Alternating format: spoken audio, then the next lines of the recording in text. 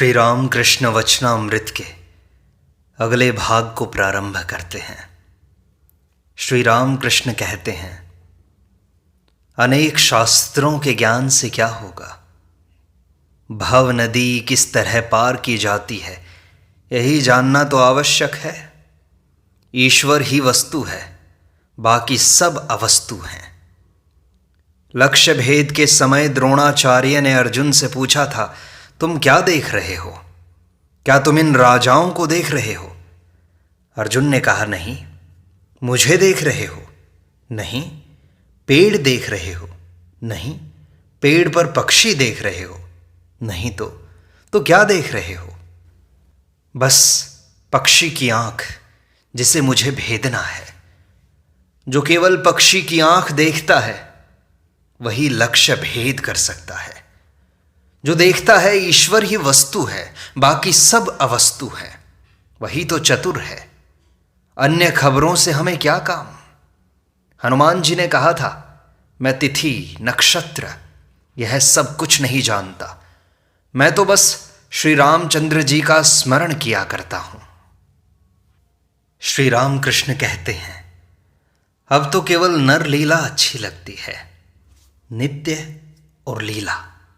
नित्य अर्थात वही अखंड सच्चिदानंद, लीला अर्थात ईश्वर लीला, देव लीला, नर लीला, संसार लीला। वैष्णव चरण कहता था कि नरलीला पर विश्वास होने से पूर्ण ज्ञान हो जाता है। तब उसकी बात मैं सुनता नहीं था, अब देखता हूं ठीक है। वैष्णव चरण मनुष्य की तस्वीरें देखकर जिनमें कोमल भाव, प्रेम भाव पाता था, उन्हें पसंद करता था। ईश्वर ही मनुष्य बनकर लीला कर रहे हैं, वे ही मणि मलिक बने हुए हैं। सिख लोग शिक्षा देते हैं कि तू ही सच्चिदानंद है। कभी कभी मनुष्य अपने सत्य स्वरूप की झलक पा जाता है और आश्चर्य से चकित हो निर्वाक रह जाता है।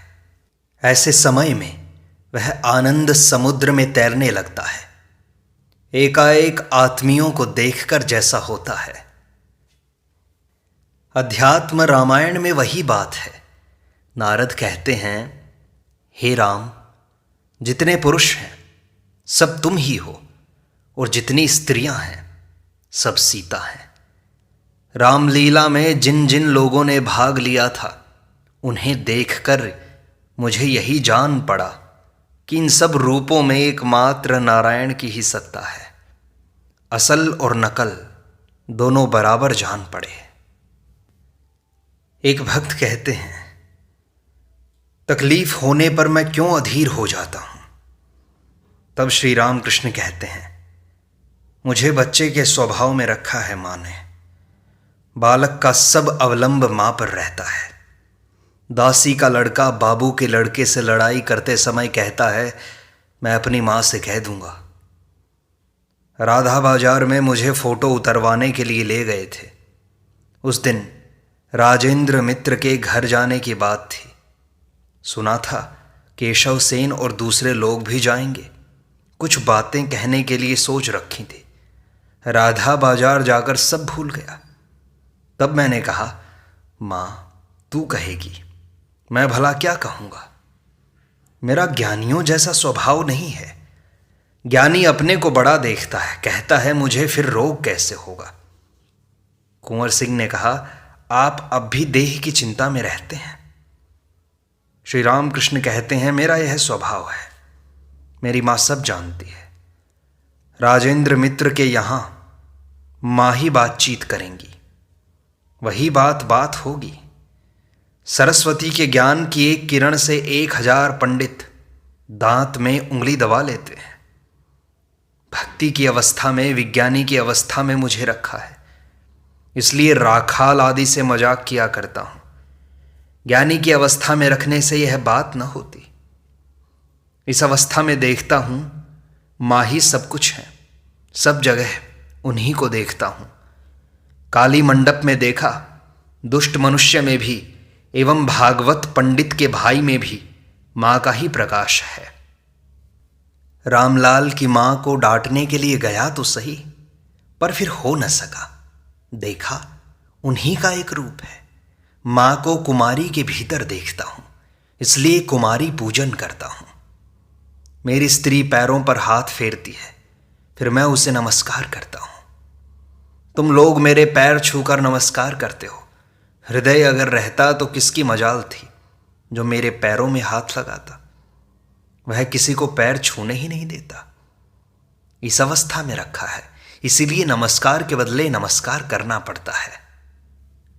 अगले दिन श्री राम कृष्ण कहते हैं, हरि ही सेव्य हैं और हरि ही सेवक हैं।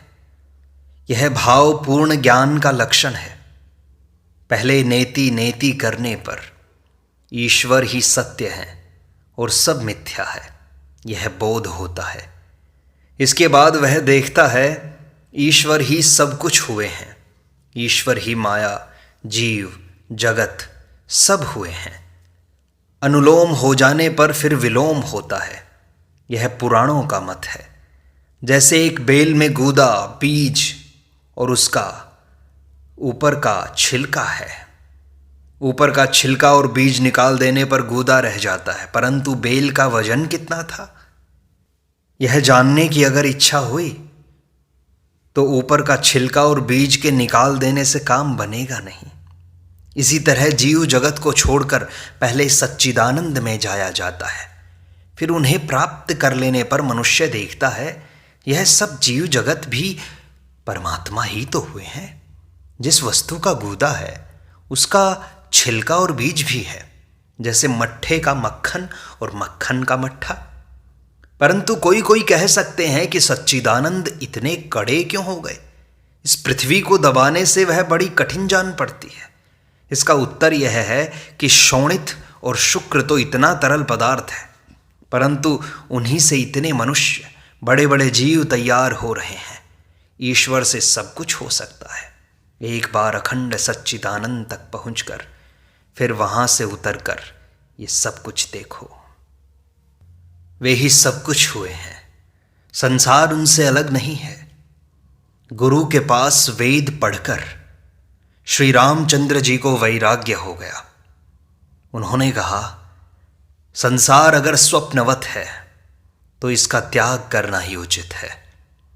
इससे दशरथ डर गए।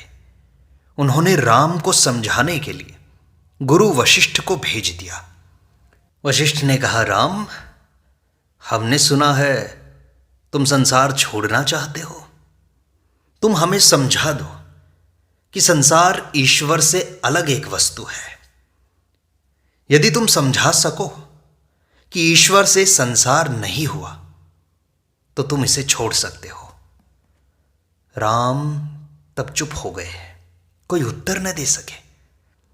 सब तत्व अंत में आकाश तत्व में लीन हो जाते हैं। सृष्टि के समय आकाश तत्व से महत्तत्व, महत्तत्व से अहंकार, ये सब क्रमशः तैयार हुए हैं।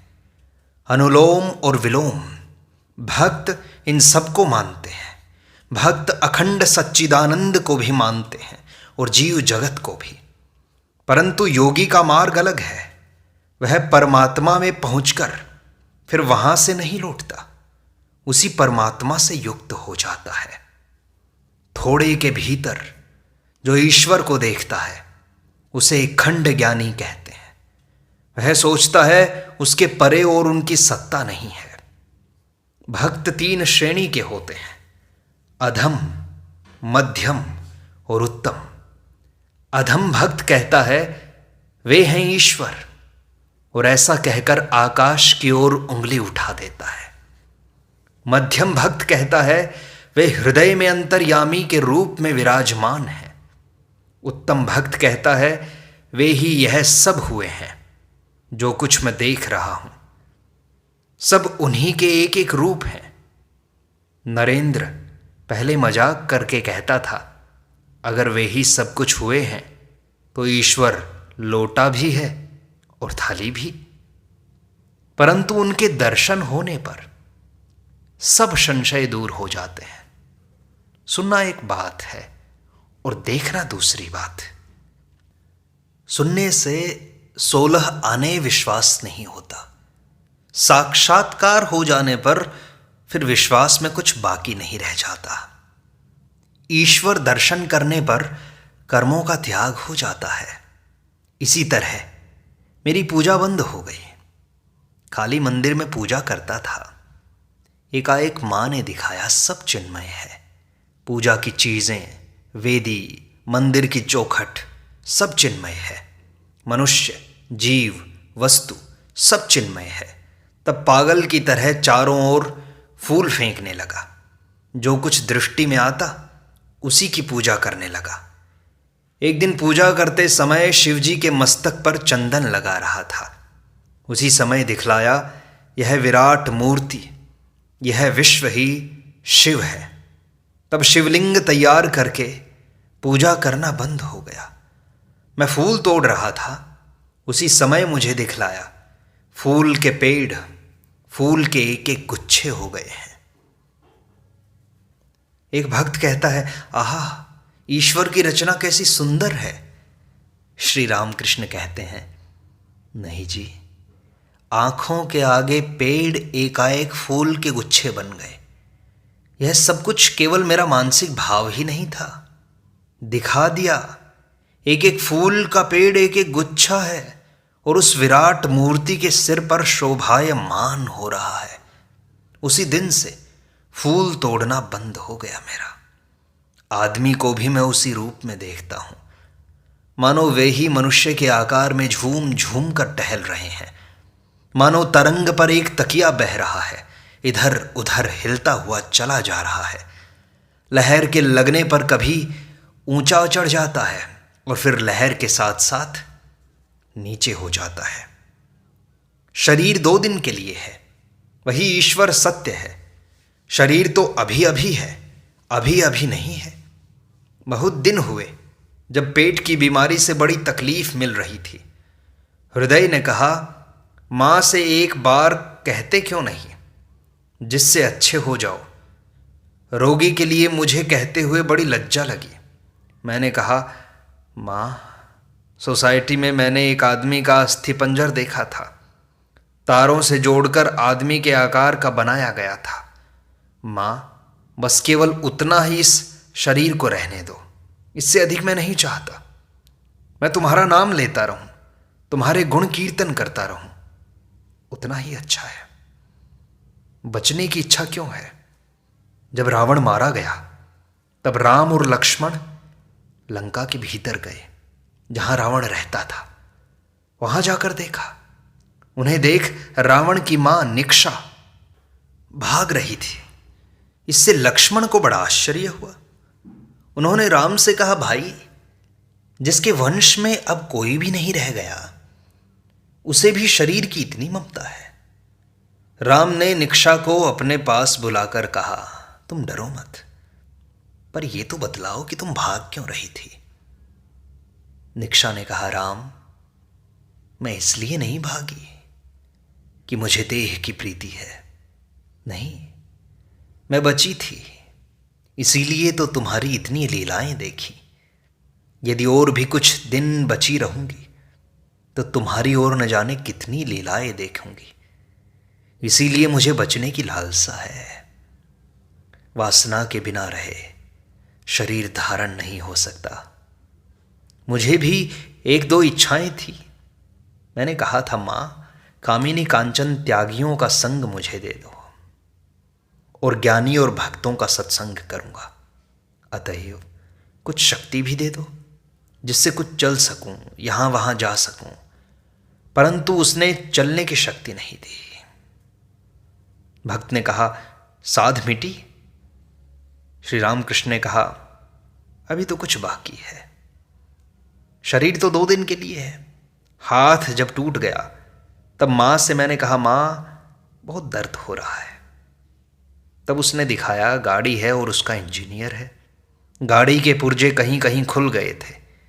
इंजीनियर जैसा चलाता है, गाड़ी वैसे ही चल रही है। उसकी अपनी कोई शक्ति नहीं है। फिर देह की देखभाल क्यों करता हूं? इच्छा है ईश्वर को लेकर आनंद करूं, उनका नाम लूं, उनके गुण गाऊं, उनके ज्ञानियों और भक्तों को देखता फिरूं। तुम भी पहले भगवान में रम जाओ, खूब रमो, उन्हें पालो और फिर जाकर संसार में रहो, संसार के सारे काम करो, संसार को भोगो। फिर देखोगे तुम भोग रहे हो लेकिन तुम्हारे अंदर वासना नहीं होगी, वासना का लेश मात्र भी ना बचेगा, वासना तुम्हें छू ना सकेगी। श्री रामकृष्ण कहते हैं देह के लिए सुख दुख तो लगा ही रहता है।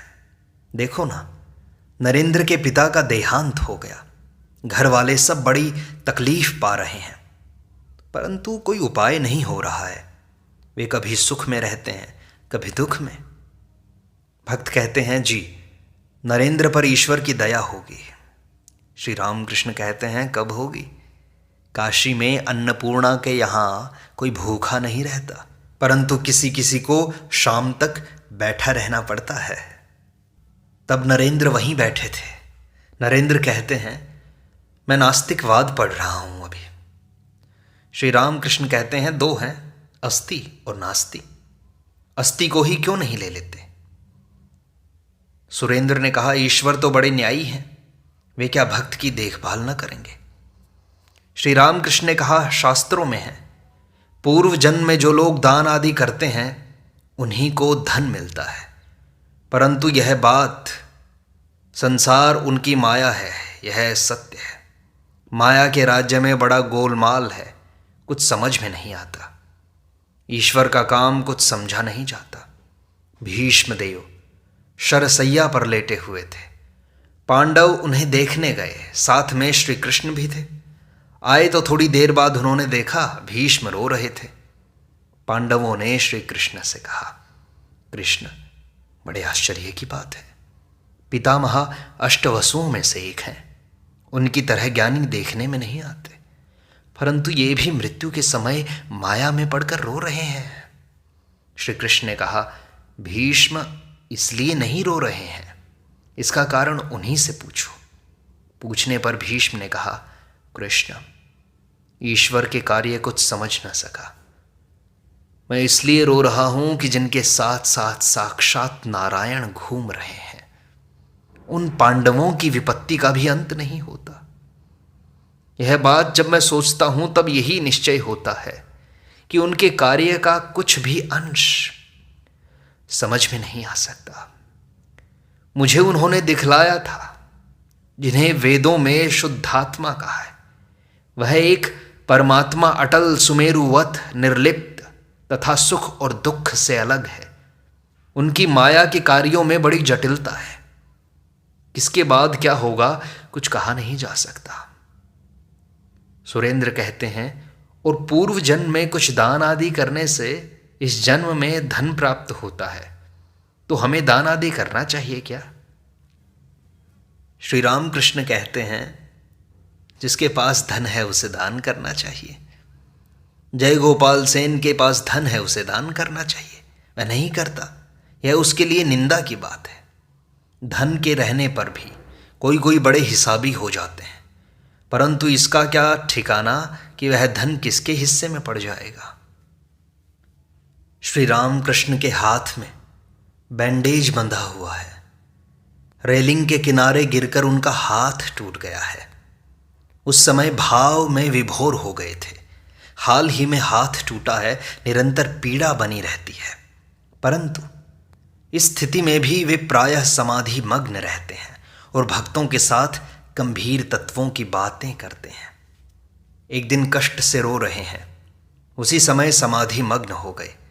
समाधि भंग होने के बाद महिमाचरण आदि भक्तों से कह रहे हैं भाई, सच्चिदानंद की प्राप्ति न हुई तो कुछ भी न हुआ, व्याकुल हुए बिना कुछ न होगा।